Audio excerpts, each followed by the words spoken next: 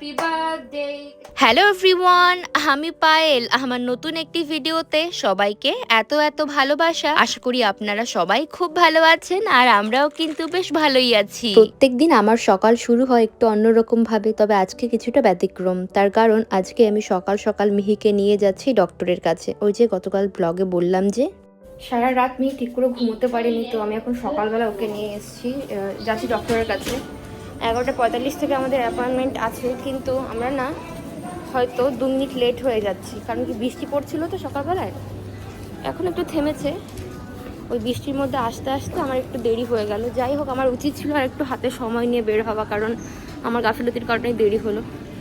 যাই হোক, এখন প্রায় পৌঁছেই গিয়েছি। ছটফট করে আমি এখন যাচ্ছি, দেখা যাক, ডক্টরকে দেখাই। অ্যাকচুয়ালি কী হয়েছে, ও যেহেতু সলিড খাওয়া শুরু করেছে, জাস্ট 2 দিন হলো না, জল 40%, বাইরে বেশ মেঘলা ওয়েদার রয়েছে, তো যেটা বলছিলাম, ও না বেশ অনেকবার পটি করেছে, নর্মাল পটি আর কি, জল মতো পটি করেছে। সেটার ফলে না ওর ওই বিকিনি এরিয়াটা একটুখানি লাল হয়ে গেছে, ফুলে গেছে, মানে একটু ছাল উঠে গেছে, কষ্ট হচ্ছে। ঠিক করে ঘরে ঘুমোতেই পারিনি, আমার সেই কান্নামান্না করে দিয়েছিলাম। তো যাই হোক, আমি এখন তড়িঘড়ি নিয়ে ওকে যাচ্ছি। ওর পাপা তো অফিসে, ওর পাপা সকালবেলায় ও একটু তুলে দিয়েছে, আমি অ্যাপয়েন্টমেন্ট তুলে দিয়েছে। তো এখন হচ্ছে আমি যাচ্ছি ওকে নিয়ে, পৌঁছে গিয়েছি, জাস্ট ঢুকবো, ডক্টরকে দেখাবো, ওষুধ দেবেন, ওষুধ নেবো, তারপর বাড়ি চলে আসবো। এখন ঠিক আছে, সকালবেলা অনেকটাই ঠিক আছে। আমি সারা রাত ধরে ওকে প্যাম্পার করেছি, ওই বোর্ডিং টোর্ডিং লাগিয়েছি, সুতি ন্যাকড়া দিয়ে পরিষ্কার করে দিয়েছি, এখন অনেকটাই ঠিক আছে। তাও একবার দেখিয়ে আনছি, একটু তো আছেই এখনো।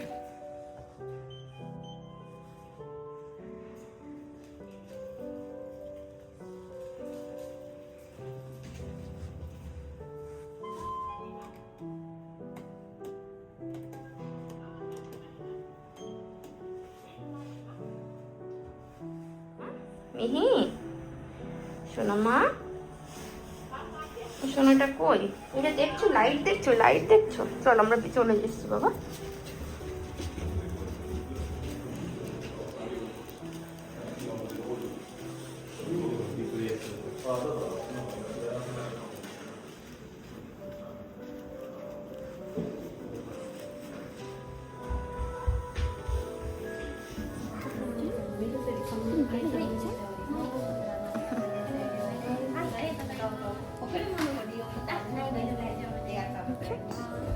আর তো তেমন কিছু না, জাস্ট ডক্টর ওটা দেখলেন, বললেন যে ওই বারবার পটি করার ফলে ওরকম হয়ে গিয়েছে। তো আমাকে ওষুধের প্রেসক্রিপশন ধরিয়ে দিলেন, ওইখানে লাগানোর ওষুধ, তো সেটাই নিয়ে এখন আমি যাচ্ছি।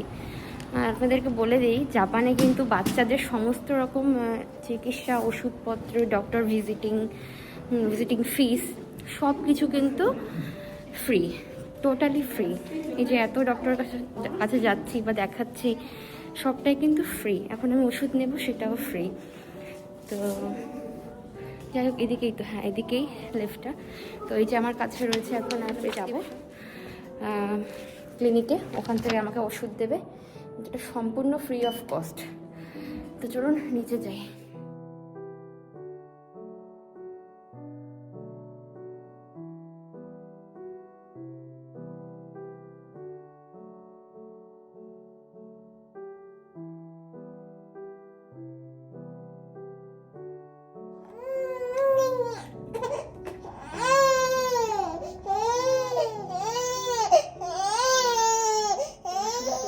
খিদে পেয়েছিল, তো খাবার দিয়েছি, চুপ হয়ে গিয়েছে একদম। মিহির খাওয়া হয়ে গিয়েছে, আরও এটা তো ঘুমের সময়, তো খেতে খেতে ঘুমিয়ে পড়েছে। সচরাচর এত সকালে ঘুম থেকে ওঠে না। ঘর দুয়ার যেমন ছিল আমি তেমনভাবে ফেলে রেখে চলে এসেছি। তো এখন বাড়ি যাব, আমার আর কোনো কাজ নেই, জাস্ট বাড়ি যাব, বাড়িকে মিহিকে স্নান করে দেবো, ব্যাস এটুকুই। দাদার জন্মদিন তো চলে গিয়েছে 2 দিন আগে, তবে ওর যেহেতু ছুটি ছিল না, তাই আগামীকালকে যেহেতু শনিবার, তাই আমি এখান থেকে একটা কেক নিয়ে যাচ্ছি। ওকে না বলেই নিচ্ছি, তো ওকে বাড়িতে ডাকবো, বলবো তুই খেয়ে যা, তো সেই ফাঁকে ওকে কেকটা দিয়ে কাটিয়ে নেব। এখন তো ক্রিসমাস, সামনেই ক্রিসমাস চলছে, আর পুরো মাসটা যেহেতু কোনো না কোনো প্রোগ্রাম লেগেই থাকবে, তো এই জন্য না সমস্ত কেকের দোকানগুলোতে এরকম রেডিমেড গিফট প্যাক কিনতে পাওয়া যাচ্ছে। যদিও এগুলোকে কাস্টমাইজ করা যায়, তো আমি একটা কেক নিলাম। আমি নিয়েছি একটা চিজ কেক। এখানে অনেক রকম কেক, দেখুন এইসব কেক সারা বছর যত দামে বিক্রি হয় তার থেকে 3 ডবল বেশি দামে এখন পাওয়া যাচ্ছে। যাই হোক, আমার কেকটা নেওয়া হয়ে গিয়েছে, আর বাইরে যেহেতু যেহেতু বেশ ঠান্ডা হাওয়া বইছে, দমকা হাওয়া, তো আমি ভাবছি এই কেকটাকে আমি অক্ষত অবস্থায় বাড়ি নিতে পারবো কিনা। তো আমি স্ট্রলারের পেছনে দুটো হুক আছে, ওই হুক দুটোকে আমি হ্যাং করে নিয়েছি। আমি আসলে ইউনিক্লোতে দাদার জন্য উপহার নিলাম, বার্থডের উপহার। আসলে শীত তো, তাই শীতের জিনিসই কিনলাম। যাই হোক, এখন বিলটা করবো, বিলটা করে বাড়ির দিকে যাবো। আজকে মিহির শরীরটা একটু ভালো। গতদিন তো ওই যে ডাক্তারের কাছে নিয়ে গেলাম, তো তারপর ফিরে এসে আমি আর তেমন ভিডিও করতে পারিনি। পরদিন সকালবেলায় আমি মিহিকে খাইয়ে স্নান করিয়ে ঘুম পাড়িয়ে দিয়েছি।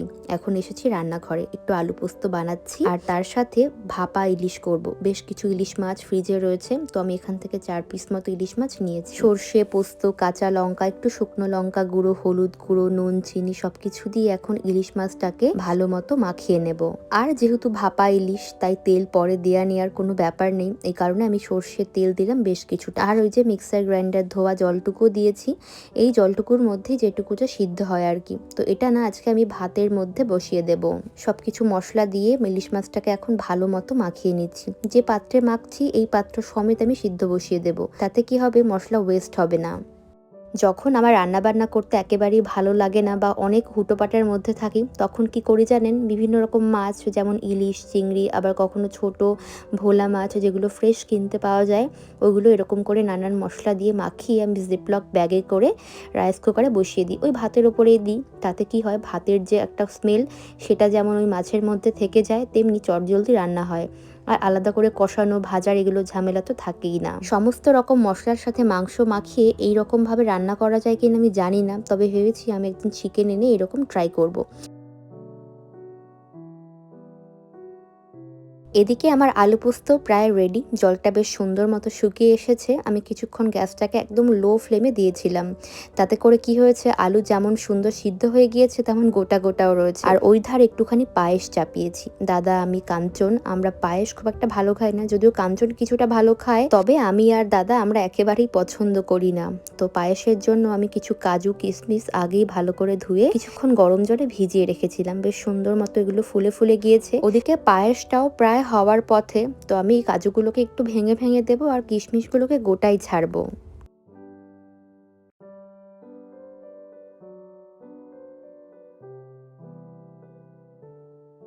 9 মাসে 6 মাসে একবার মাত্র বাড়িতে পায়েস রান্না হয়, তাও আবার রান্না করি খুব অল্প মিষ্টি দিয়ে। দাদা যেহেতু পায়েস খেতে ভালোবাসে না আগেই বললাম, কিন্তু তারপরেও জন্মদিন বলে কথা, আমার মনে হয় কেকের থেকে ওই পায়েসের মাধুর্য সব থেকে বেশি। কেক কাটা এটা তো একটা পাশ্চাত্য সংস্কৃতি বলা যায়, তবে পায়েস এ তো বাঙালির ঐতিহ্য। তো আজকে রান্নাবান্না টোটাল কমপ্লিট। একটুখানি পায়েস হলো আলু পোস্ত, 2 রকমের মাছ, একটা হলো এই যে পেঁয়াজ, ধনেপাতা, টমেটো দিয়ে ভোলা, আর সর্ষে পোস্ত দিয়ে ইলিশ ভাপা।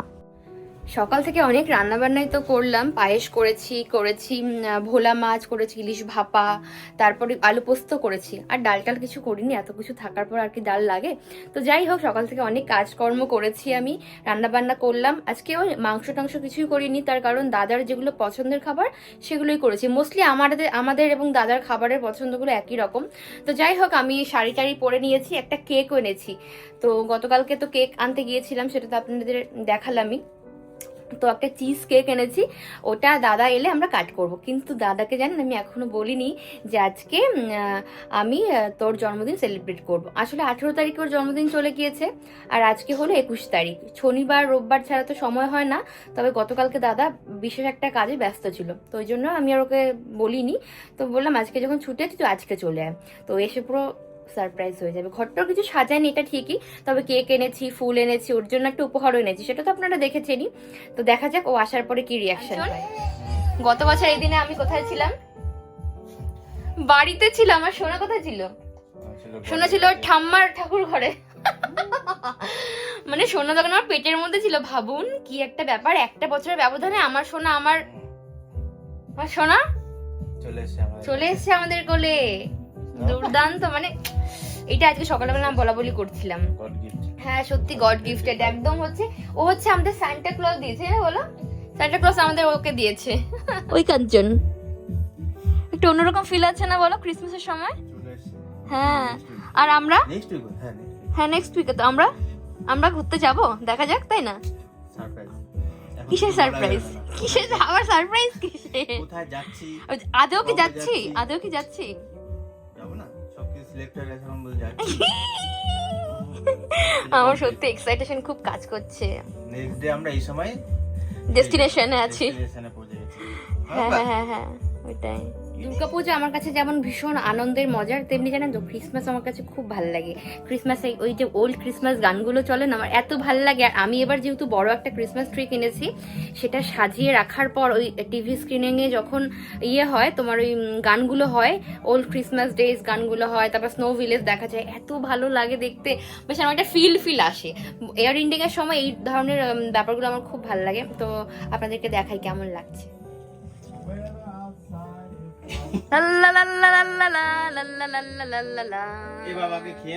বাবা আগে খেয়ে নাও বাবা। দেখো দেখো দেখো দেখো কি সুন্দর লাগে দেখতে। ব্যাপারটা খুব মজেছে কিন্তু, বলো। এ ওই যে উল্টে গেছে তো, ওটা ঝড় এসেছিল ঘরে। বাবাকে আদর করে দাও। বাবা তোমার বেবি হয়? পাপা তোমার বেবি হয়? বলি বাবলি পাপা বেবি হয় তোমার? ধাম্পে দেবে না বাবা? মিহি চুন চুন চুন চুন চুন চুন চুন চুন গিলি গিলি গিলি গিলি গিলি গিলি গিলি বলি বলি। কালকে যে কেকটা এনেছিলাম দাদার জন্য, তো সেই কেকটা এখন বের করছি। এটা মেইনলি চিজ কেক। তোর তো আজকে জন্মদিন না, 18 তারিখে জন্মদিন গিয়েছে। তুই কি বললি এসব কি দরকার ছিল? তুই জানতি আমি তোর জন্য এত কিছু আয়োজন করবো? জানতি না? মুখ দিয়ে বল, জানতি? এই মুখ দিয়ে বলছিস? না না না জানতাম না। কালকে তোকে আমি কি বললাম, যে যখন তোকে আমি বললাম যে আসিস বাড়িতে, তুই জানতি যে? না আমি জানতাম না। তুই জানতো না আসলে। 18 তারিখ ছিল শুক্রবার ছিল নাকি? শুক্রবার ছিল, এরকম কিছু একটা হবে। তো সেই জন্য না দাদাকে আমি আসতে বলতে পারিনি, যেহেতু ও ব্যস্ত ছিল। তো ওই জন্য আজকে বললাম যে আজকে চলে আয়। কেকটা দেখ, চিজ কেক, একদম ফ্রেশলি বেক চিজ কেক। সুন্দর।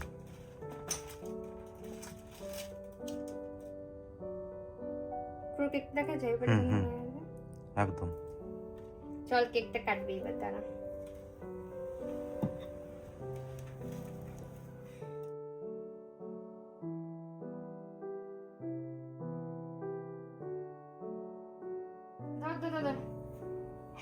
Happy birthday to you, happy birthday dear Dada, happy birthday to you, happy birthday.